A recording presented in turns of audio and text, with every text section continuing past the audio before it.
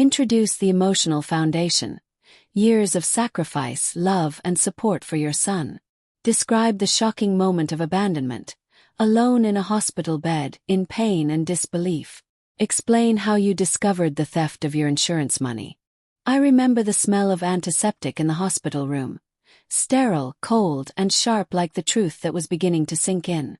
The beeping of machines, the chatter of nurses just outside the curtain. It all became background noise to the one glaring, gut-wrenching reality. My son wasn't coming. Not that day. Not the next. Not when I needed him most.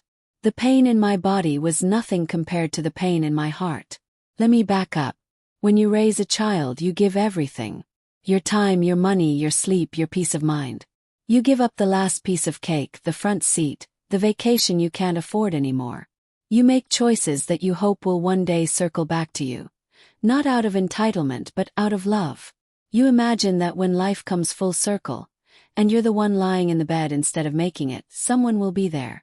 Especially your child. Especially the one you picked up from soccer practice in the pouring rain. The one you sat up with all night when he had the flu. The one you put through school even when the bank account said, "You can't."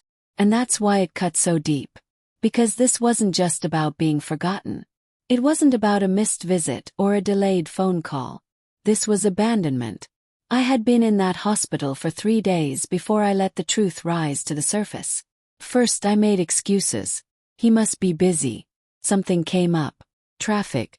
Maybe he didn't know how serious it was. But those excuses were really for me, not for him. I was protecting myself from the truth. He knew, and he chose not to come. I was there after a sudden health scare, one of those we need to run more tests kind of moments. I was scared, vulnerable, and alone.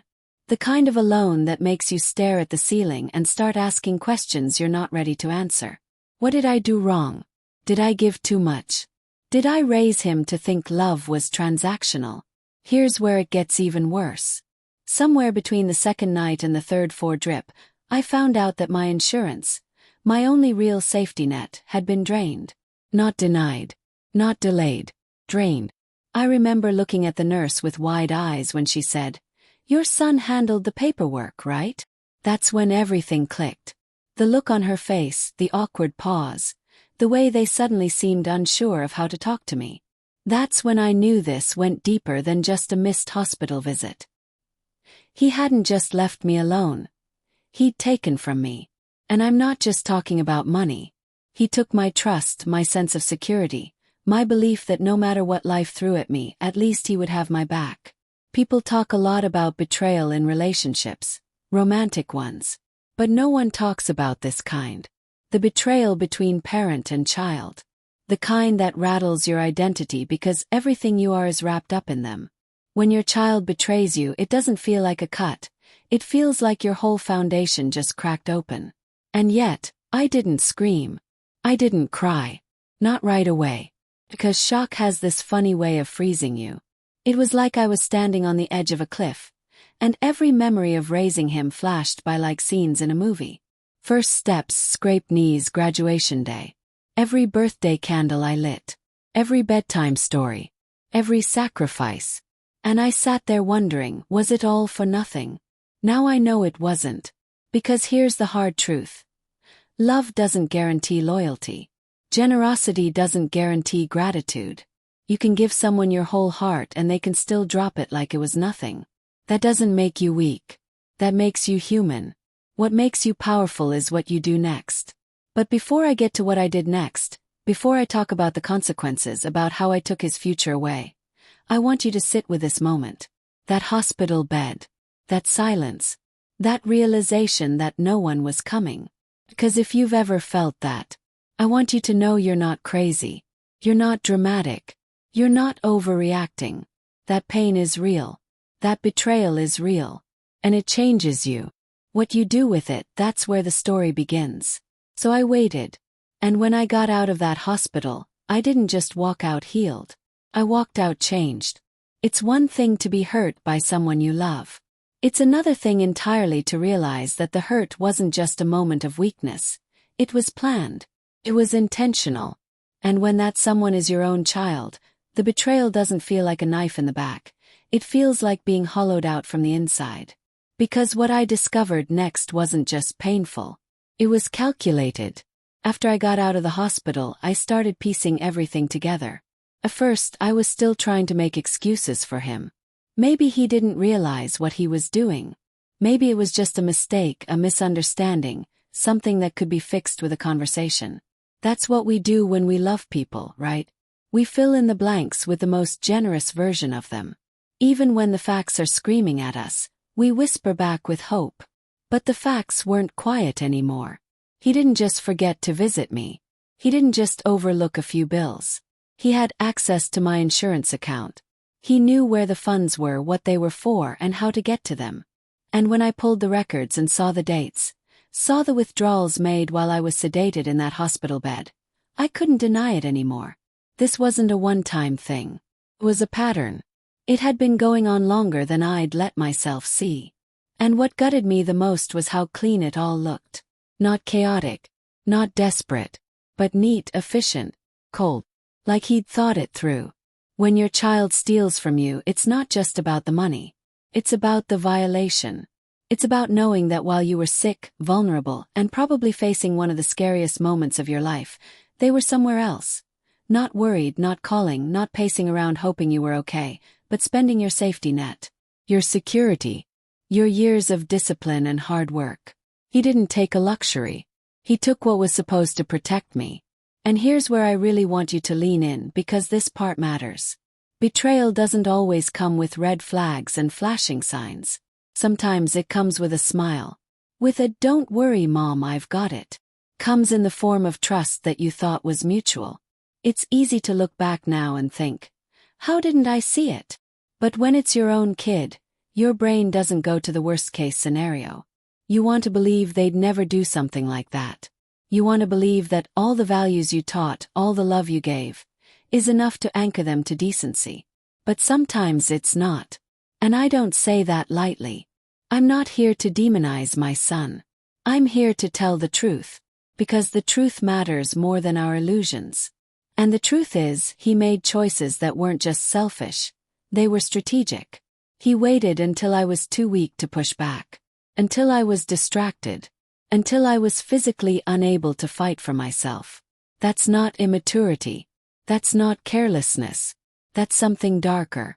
And even after I found out, a part of me still wanted to give him a way back. I thought maybe if I confront him, he'll tell me he panicked. Maybe he'll apologize. Maybe he'll return what he took. I gave him every opportunity to make it right. I looked him in the eye and asked for the truth, and what I got in return wasn't guilt. It was deflection, excuses, silence, and worst of all, entitlement. As if I somehow owed it to him. As if everything I'd earned, everything I'd saved, everything I needed for my own care, was his to take. And let me tell you, nothing will shake you harder than realizing that someone you love sees your survival as optional. That they value your money more than your well-being. That they watched you suffer and chose to look away. It forces you to redefine everything. That's when I knew this wasn't about a mistake. This was about character. And when you finally see someone's character clearly, you can't unsee it. You can't pretend they're still who you hoped they were. And you shouldn't. 'Cause every time you do that, you betray yourself. You abandon your own dignity in the name of keeping the peace. And if there's one thing I've learned, it's this. Peace built on silence is just a slow-burning war. So no, I wasn't imagining things. I wasn't overreacting. I had been deceived. I had been manipulated. I had been stolen from. And the person who did it knew exactly what they were doing. And once I saw it for what it was, I couldn't pretend anymore.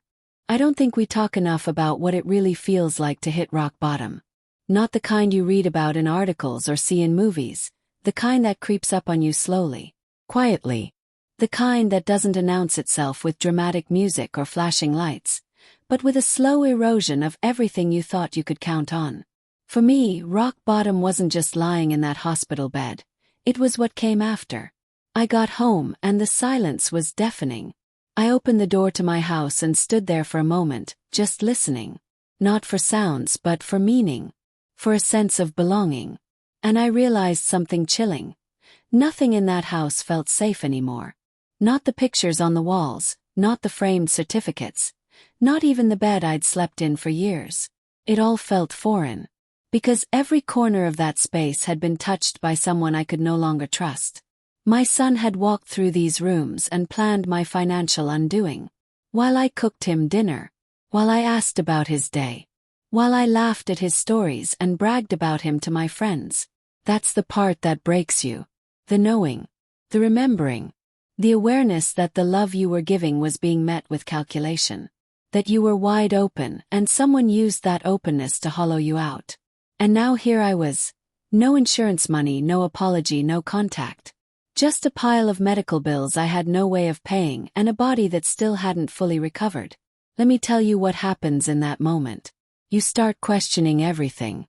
You replay every moment, every conversation, every favor you said yes to when you should have said no. You doubt your instincts, your intelligence, your worth. And worst of all, you start wondering if maybe this was your fault. That if you'd been tougher, more careful, less trusting, maybe this wouldn't have happened. I remember sitting at my kitchen table, staring at an envelope from the hospital, my hands literally shaking. It was like holding a piece of evidence that screamed, "You're on your own now." And that's when the grief really sets in. Not just the grief over money or trust or health, but the grief over the version of life you thought you were building. The future you imagined. The quiet confidence you used to have that when things went wrong someone would be there. That's gone. And when it leaves, it doesn't slam the door behind it. It just vanishes and suddenly, you're in a room with nothing but doubt. Now, I know there are people who would have told me to forgive, to be the bigger person, to let it go for the sake of family. But let me ask you something. How many times have you been told to let something go because it makes other people more comfortable? How many times have you buried your pain so someone else wouldn't feel guilty about causing it? I couldn't do that anymore. Because forgiveness is not the same thing as permission. And there's a difference between healing and hiding. And in those days when I was still recovering physically, emotionally, financially, I learned just how alone someone can be, even in a world full of people. I saw how quickly the system writes you off when you don't have a support network. When you're older. When you're a woman. When you don't have a spouse advocating at your bedside or a child signing the forms. You become invisible. Disposable. And that is a terrifying thing to feel. But it's also clarifying. Because when you've lost the safety net, when the mask has come off, when the support you thought you had is gone, you stop pretending. You stop performing. You stop saying you're okay when you're not. And you finally get honest about what matters. I didn't need my son to come back and make it right. I didn't need him to write a check or offer a rehearsed apology. What I needed was to stop waiting for someone else to rescue me. I needed to stop giving second chances to people who had shown me, clearly, that they would never put me first. Rock bottom, as brutal as it is, has one hidden gift. It forces you to stop depending on illusions. It demands that you start building a life that's grounded in reality, not in what you wish other people would be. And I made a decision right then, one that I think saved my life. I wasn't going to waste another second waiting for someone to show up who already chose not to. You know that moment when something inside you just snaps? Not in a breakdown kind of way, but in a breakthrough kind of way. That moment when you realize no one's coming to save you, and it's time to start saving yourself? That was the turning point for me. And let me be clear, it didn't happen with some inspirational quote or a self-help book or even a therapist's epiphany. It happened one morning while I was standing in front of the bathroom mirror, staring at a version of myself I barely recognized. I had bags under my eyes, a hollow look behind them, and a body that still hadn't fully bounced back. I wasn't just tired, I was worn down. And I heard this quiet voice in my head, one I hadn't heard in a while, say, "This is not how your story ends." That was the moment I decided to fight back. But here's what most people won't tell you about reclaiming your power. It's not loud at first. It's not dramatic. It's not like in the movies. It's quiet. Methodical. Sometimes it's ugly. Sometimes it's messy. And it always starts with one decision. I'm done being the victim in my own life. So I got to work. I pulled every document I could find. I went through my emails, my bank records, my insurance files, everything. I wrote things down in a notebook, line by line. Called the bank. Called my provider. I started gathering facts, not just feelings, because I knew if I was going to do this right, I had to have clarity. Not emotion. Clarity. And let me just pause here and say something. If you've ever been betrayed, manipulated, or taken advantage of by someone you love, you know how hard it is to stay grounded. Because there's this voice that keeps whispering, but what if you're overreacting? What if they didn't mean to? What if it's your fault? That voice. It's the residue of years spent gaslighting yourself for the sake of keeping the peace. Ignore it. I didn't just want to hold my son accountable. I needed to understand how I got here. How I had handed over access to my financial life. How I had let guilt and love blind me to what was actually happening. Because let's be honest, sometimes we enable the very behavior that ends up destroying us. Not because we're weak, but because we're wired to believe that love means sacrifice. That love means loyalty no matter what. But here's what I learned. Loyalty has limits, and love is not a license to be used. So I stopped calling him. I stopped waiting for an apology that was never going to come. And I started talking to lawyers, to advisors, to people who didn't just say, "I'm sorry," but who asked, "What can we do next?" Filed reports, closed accounts, froze access. And each step wasn't just a logistical move. It was an emotional one. It was me telling myself, I am no longer available for being taken advantage of. It was me finally stepping into the role I had abandoned for too long. The protector of my own life. People think that reclaiming your power means revenge. Doesn't. It means responsibility. It means being willing to stop hoping that someone else will change, and instead start changing the environment that let them get away with it. And that's exactly what I did. I rewrote my will. I changed beneficiaries. I made it known, legally and financially, that the version of me who let this happen was gone. That the door he once walked through to exploit my trust was now locked. Permanently. And I need you to hear this because this part is so important. That decision wasn't made out of anger. It was made out of clarity. Out of self-respect. Out of the understanding that sometimes the kindest thing you can do for yourself is stop holding space for people who keep proving they can't be trusted with it. I didn't yell. I didn't beg. I didn't make some emotional plea for closure. I simply made moves. Quietly. Deliberately. Powerfully. Because when someone shows you that they are willing to risk your well-being for their convenience, that's not someone you owe access to your future. And no matter who it is, your friend, your partner, your child, there comes a moment when you have to stop leading with your heart and start protecting it. That was the moment I stopped being afraid of losing him, and started becoming afraid of losing myself. There's a moment when you make a decision so final, so irreversible, it echoes through your entire life. It's not loud. It's not dramatic. Just done. And for me, that moment came when I realized I wasn't just taking back what was mine. I was taking his future from him. Now before you react to that, I need you to understand something. This wasn't about revenge. This wasn't about punishing him just to feel powerful. This was about accountability. About drawing a line so sharp and so clear that even I couldn't cross it again. Because sometimes love becomes a trap. Loop. You forgive, they hurt you. You explain, they deny. You bend, they take more. And it becomes this exhausting cycle that strips you of your dignity one excuse at a time. And then one day you wake up and realize, the person you're trying so hard to protect is the one burning your house down. That was my son. He didn't just make a mistake. He made a series of choices that told me, loudly, that my well-being didn't matter to him. That my safety, my future, my sacrifices were nothing more than stepping stones for his own comfort. And I had to stop hoping that the person I raised would return. Because that version of him, the one I believed in, only existed in my memory, not in his behavior. So I took action. The first thing I did was change every legal and financial tie. I removed him from everything. My accounts, my will, my healthcare directives, my property. Everything he once had access to, I took back. And it wasn't out of spite. It was out of clarity. Because the man who stood there, calm and emotionless when I asked him about the missing money, wasn't my little boy anymore. He was someone who made a calculation that I was too weak, too loyal, too blinded by love to ever hold him accountable. And for a long time he was right. But not anymore. See, when I say I took his future from him, what I really mean is, I took away the unearned benefits of proximity. The assumption that he'd always have a safety net just because of his last name. The idea that no matter what damage he caused, I'd eventually take him back. I ended the inheritance. I cut off access to every dime of what I built. I made sure that every path forward from that day on would have to be built by him, without leaning on the very person he betrayed. And let me tell you something, it was one of the hardest decisions I've ever made. Not because it didn't feel right, but because it went against every instinct I had as a mother.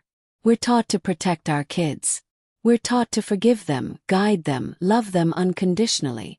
But no one talks about what to do when protecting them means destroying yourself. No one tells you how to cope when the person you raised turns into the person you need to be protected from.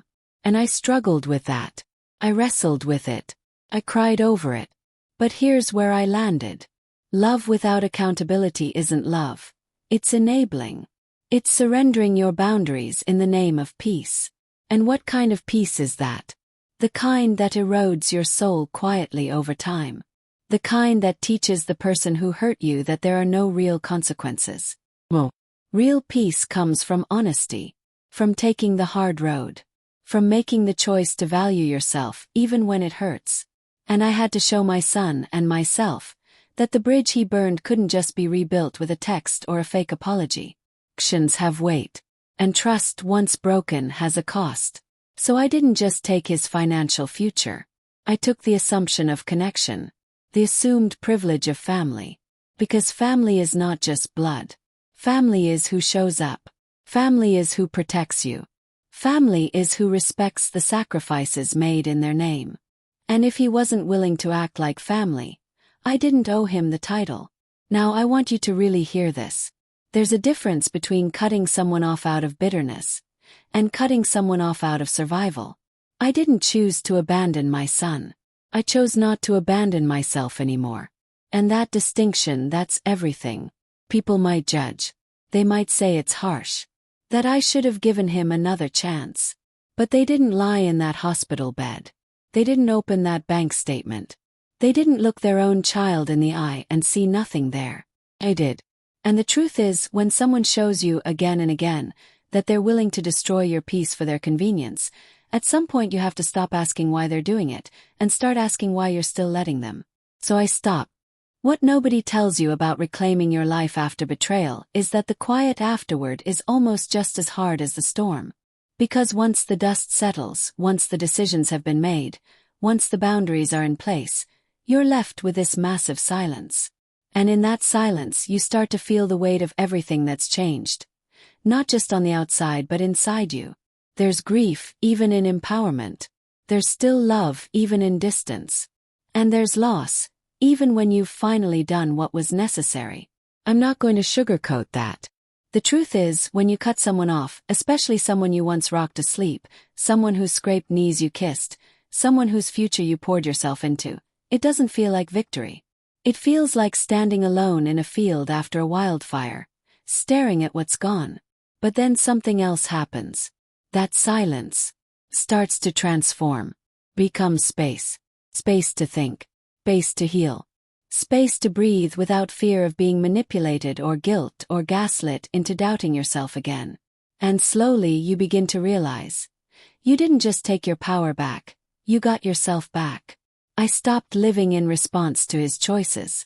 I stopped walking on emotional eggshells. I stopped planning for a version of the future that depended on someone who'd already walked out of it. Instead, I began building a life that reflected who I really was. Not the mother who existed only to sacrifice, but the woman who still had dreams, who still had value, who still deserved to be safe. And I started small. I joined a support group. Not just for people dealing with financial betrayal, but for people who'd experienced trauma within their families. And let me tell you, there is something so deeply healing about sitting across from a stranger and hearing your story come out of their mouth. You realize you're not crazy. You're not alone. You're not weak.